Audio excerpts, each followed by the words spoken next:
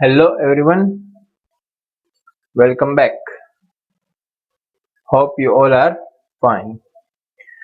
Okay, so today we are starting with a new chapter, that is chapter number 8 from our social science syllabus. Okay, framing of constitution and its feature. Okay, બહુ જ સારું એવું chapter છે. બરાબર છે, સમજવા લાયક chapter છે. તો જ્યાં જ્યાં નીડ હશે સમજાવવાની ત્યાં આપણે બહુ જ સરખી રીતના આ વસ્તુને કવર છે ઈ કરશું. થોડું ઘણું ચેપ્ટર છે એ લાંબુ ચાલશે બીકોઝ આપણે એમાં સમજવાનું છે. Okay, so first of all, what do we mean by constitution? Any systematic collection of rules designed to govern a country's regime is known as constitution. Okay, તો જે કોન્સ્ટિટ્યુશન છે એ એક પ્રકારનું set of rules and regulations અલગ અલગ મેટરને લઈને બનાવવામાં આવેલા છે. એ બધી રૂલ્સને આપણે કમ્બાઈન કરી છીએ. ઓકે, અને આપણે એક બુકમાં લખેલા છે જેનું નામ છે કોન્સ્ટિટ્યુશન. ઓકે, જે આખા કન્ટ્રીના રૂલ કરે છે, આખા કન્ટ્રીને ગવર્ન કરે છે. ઓકે, તો એ બધી રૂલ્સ લખેલા છે કોન્સ્ટિટ્યુશનની અંદરમાં. Importance: Constitution is the basic and the most important document. The laws of the country are based on the constitution. Okay, સૌથી important document છે આખા કન્ટ્રીની અંદરમાં constitution, because the whole nation, આખી નેશનના જે પણ લો છે એ બધી કેના ઉપર બેઝડ છે? તો કોન્સ્ટિટ્યુશન ઉપર બેઝડ છે. The country's constitution and the constitutional laws should be subject to the relevant provision.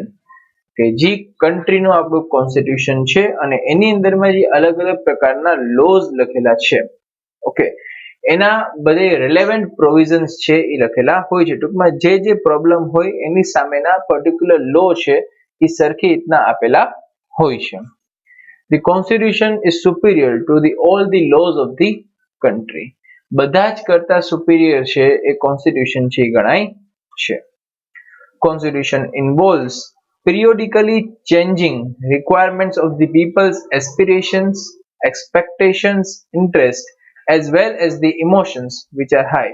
Okay, તો કોન્સ્ટિટ્યુશન છે એની અંદરમાં થોડા ઘણા ફેરફારો આવે છે. It is a lively document. Okay, ફેરફાર શું કામ આવે છે? તો ભાઈ માણસો છે એની રિક્વાયરમેન્ટ છે, એના એસ્પિરેશન્સ છે, એની એક્સપેક્ટેશન્સ છે, એના ઇમોશન્સ છે, એના ઇન્ટરેસ્ટ છે, એ બધી વસ્તુમાં ફેરફાર છે આવે છે. સો વિથ રિગાર્ડ ટુ ધેટ, બરાબર છે, રૂલ્સ એન્ડ રેગ્યુલેશન્સમાં પણ ચેન્જ છે આવે છે, જેથી કરીને કોન્સ્ટિટ્યુશનની અંદરમાં અમેન્ડમેન્ટ્સ છે આવે છે અને અલ્ટિમેટલી કોન્સ્ટિટ્યુશનમાં ફેરફાર આપણને જોવા છે મળે છે. That's the reason constitution is known as live and basic document. એ માટે જ કોન્સ્ટિટ્યુશનને આપણે લાઈવ ઓર બેઝિક ડોક્યુમેન્ટ છે કહીએ છીએ. Okay, process of framing the constitution. Okay, તો આપણું કોન્સ્ટિટ્યુશન ફ્રેમ થયું, એનામાં કઈ કઈ વસ્તુ ઇન્વોલ્વ હતી at the time of framing of constitution, એ બધી વસ્તુ આપણે જોવાની રહેશે. Before independence, the British government on 25th March 1946 handed the duty to the cabinet mission of the three members to find a solution to the questions of India's independence. Okay, તો 25 March 1946 માં ઇન્ડિયાનું constitution બનાવવા માટે અથવા તો ઇન્ડિયાનું જે independence છે એ કેવી રીતના આપવી, બરાબર છે, એનું સોલ્યુશન આપવા માટે આપણે કેબિનેટ મિશન છે એ બનાવીને બ્રિટિશ ગવર્મેન્ટ આપણને આપે છે, જેની અંદરમાં 3 માણસો છે એ હોય છે. On the basis of recommendation of the cabinet mission, the constituent assembly was constituted and the structure of the constitution was decided. જેવી રીતના કેબિનેટ મિશન આપણને ગાઈડ કરે છે એ રીતના આપણે આપણી કોન્સ્ટિટ્યુઅન્ટ એસેમ્બલીને કોન્સ્ટિટ્યુટ કરીએ છીએ, ફ્રેમ કરીએ છીએ. ઓકે, અને આપણા જે કોન્સ્ટિટ્યુશનનું સ્ટ્રક્ચર કેવી રીતના હશે એને આપણે ડિસાઇડ કરીએ છીએ. Constituent Assembly comprised 385 members, in which various members from the different religion, caste, gender, people from various geographical diversification, political representatives, and experts from the various sectors were included. Okay, તો જે constituent assembly બનાવવામાં આવી, okay, તો એની અંદરમાં 385 members છે હતા.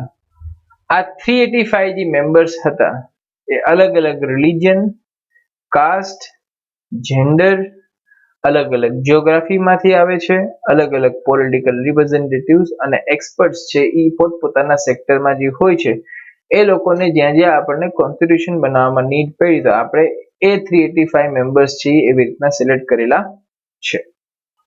Okay, Jawaharlal Nehru, Sardar Vallabhbhai Patel, Maulana Abdul Kalam Azad, Shyam Prasad Mukherjee, HP Modi, HV Kamnath, Frank Anthony, Kanaiyalal Munshi, Krishnaswami Iyer, Baldev Singh, and women representatives Sarojini Naidu, Vijayalakshmi Pandit, etc. were in the Constituent Assembly. તો આ તો જે નામચીન માણસો હતા એના આપણે નામ છે આમાં લખેલા છે અને એના પછી એક્સેટ્રા ટૂંકમાં 385 મેમ્બર્સ છે અલગ અલગ આપણે આવી રીતના સિલેક્ટ કરેલા હતા. Dr. Rajendra Prasad was the first president of the Constituent Assembly. Please keep in mind, Rajendra Prasad છે એ કોન્સ્ટિટ્યુઅન્ટ એસેમ્બલીના પ્રેસિડેન્ટ છે એ બને છે. A drafting committee was appointed to draft the constitution under the chairmanship of the Dr. Bhimrao Ambedkar. Okay, તો જે constitution draft કરવાનું હોય, okay, એ ડ્રાફ્ટના કરવાનો leadership, ચેરમેનશિપ કોની પાસે હતી તો ડોક્ટર ભીમરાવ આંબેડકર પાસે હતી. The Constituent Assembly met for 166 sessions spread over a period of 2 years, 11 months and 17 days. તો 166 વાર છે અલગ અલગ મેમ્બર્સ છે મળે છે અને અલગ અલગ ટોપિક્સ આપણા કોન્સ્ટિટ્યુશનના હતા એને આપણે ડિસ્કસ કરતા હતા. ટોટલ સમય યોગ્ય 2 વર્ષ 11 મહિના અને 17 days. Members of Assembly has discussed threadbare each and every detail of its provision, keeping in concern the matter of constitution of different countries. Okay, તો જે આપણા મેમ્બર્સ ઓફ એસેમ્બલી હતા જેને આપણે અલગ અલગ જે એરિયામાંથી રિલિજનમાંથી બોલાવેલા હતા, ઓકે, એ લોકો બધી જ વસ્તુ ડિસ્કસ છે એ કરતા હતા અને જે વસ્તુ બીજાના કોન્સ્ટિટ્યુશનમાં એવી હતી કે જેમાં બહુ સારો એવો લો બનાવેલો છે એની આપણે વસ્તુ છે એ સાથે સાથે એડોપ્ટ છે કરતા જાય છે. In this constitution there are 295 articles and 8 appendices. After amendments with the 395 articles and 9 appendices, the constitution was framed. તો પહેલા 295 આર્ટિકલ્સ અને 8 appendices હોય છે, પછી એની અંદરમાં લાઈવ ડોક્યુમેન્ટ છે એટલે ફેરફાર થાય છે, તો એ આર્ટિકલ વધીને થઈ જાય છે 395 and 9 appendices. At present, there are 448 articles in 25 parts, 12 schedules, 5 appendices and 98 amendments in the constitution. Okay. તો ટોટલ અત્યારે 448 આર્ટિકલ્સ છે જે 25 પાર્ટમાં ડિવાઈડ કરેલા છે, 12 શેડ્યુલ છે અને 5 એપેન્ડિસીસ છે અને 98 અમેન્ડમેન્ટ્સ છે એ ઇન્ડિયાના કોન્સ્ટિટ્યુશનમાં આવી ચૂકેલી છે. On 26th November 1949, the constitution was unanimously passed in the Constituent Assembly. એકેય પ્રકારના વિરોધ વગર છે એ કોન્સ્ટિટ્યુઅન્ટ એસેમ્બલીમાં છે એ નવેમ્બર 26, 1949 માં કોન્સ્ટિટ્યુશન પાસ કરવામાં આવે છે.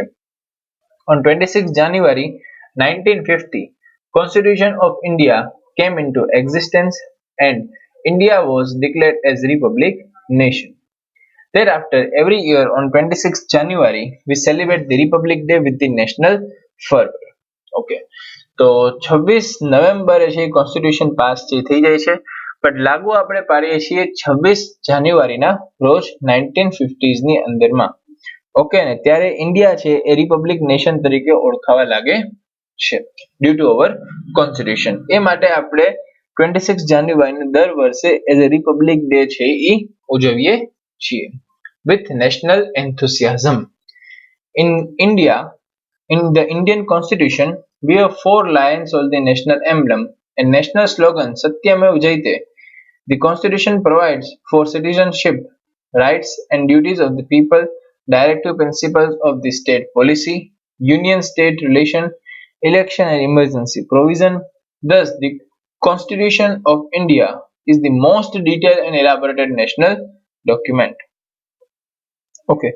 તો લાયન નું ફિગર છે, બરોબર છે, આપણને ખબર છે આપણું જે સત્યમેવ જયતે છે, બરોબર છે, સ્લોગન છે નેશનલ આપણું. ઓકે, આપણા જે સિટીઝન્સ છે એને અલગ અલગ પ્રકારની રાઇટ્સ ડ્યુટીઝ છે એ અવેલ કરવામાં આવે છે અંડર કોન્સ્ટિટ્યુશન. પછી ડાયરેક્ટિવ પ્રિન્સિપલ્સ પણ કોન્સ્ટિટ્યુશનની અંદરમાં છે. પછી અલગ અલગ જે સ્ટેટને કઈ પ્રોબ્લેમ હોય, ઇમરજન્સીના પ્રોવિઝન છે, તે બધી જ વસ્તુ કોન્સ્ટિટ્યુશનમાં લખેલી છે.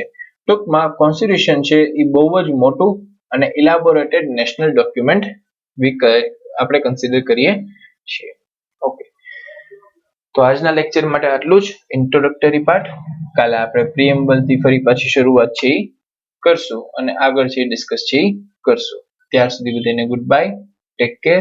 આજે જે વસ્તુ થઈ પ્લીઝ સરખી રીતના લખી લેજો.